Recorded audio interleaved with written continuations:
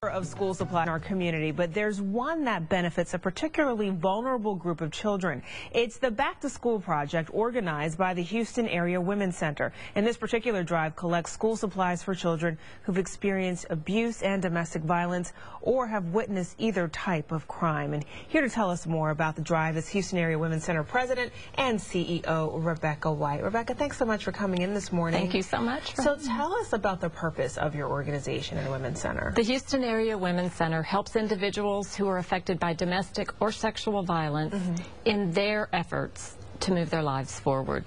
We provide shelter, counseling, and advocacy to assist them in building lives free from the effects of violence. And we seek social change to end the violence once and for all through community awareness, education, and prevention. That's great. And many times, obviously, the women who are affected have children. So tell us about what it's like for the children that you service at the Women's Center.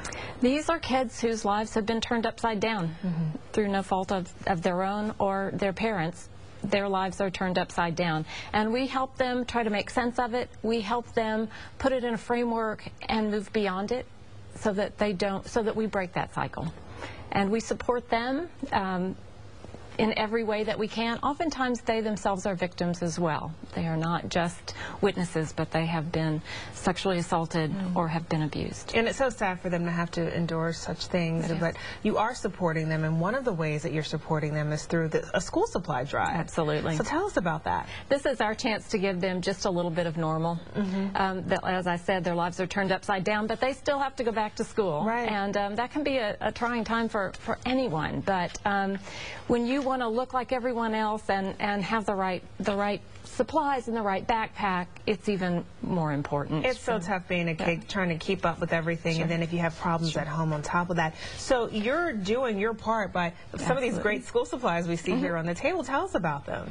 Well, it takes a lot of supplies to take care. We will see probably, our goal is 1,250. It'll probably be more like 1,400 kids who are currently in our programs now. They are clients or children of clients right now. So that's 2,400 glue sticks and 2,100 spiral notebooks. It's a lot of supplies, and we're very lucky that the community supports us. That's great. And I'm assuming the women who are being serviced by your organization, that it's a financial struggle as well to make certain decisions about abusive relationships or to be in bad situations. So tell us how important this is for them to have the assistance, just as parents, for their kids to get their school supplies. Well, you just said it. It's very important. And we know that financial stability and economic self-sustainability is often the difference between a woman leaving an abusive relationship or staying.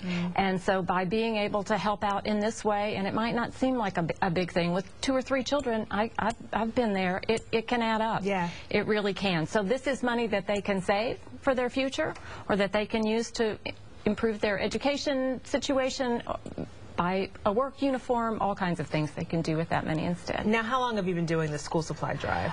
We have been doing this program for 8 years. Wow. This will be, I think, our 9th year. Yeah. So tell me about the deliveries when the kids get the supplies and the backpacks. We have 2 days when the kids come with their moms, and the really cool thing is the kids get to pick out their backpacks. Oh, that's nice. We don't say, here's your backpack, we think this is what you need. They get to choose, and that's an important part of what the Women's Center is about, being able to have options and make choices, and it's great to have the kids do that.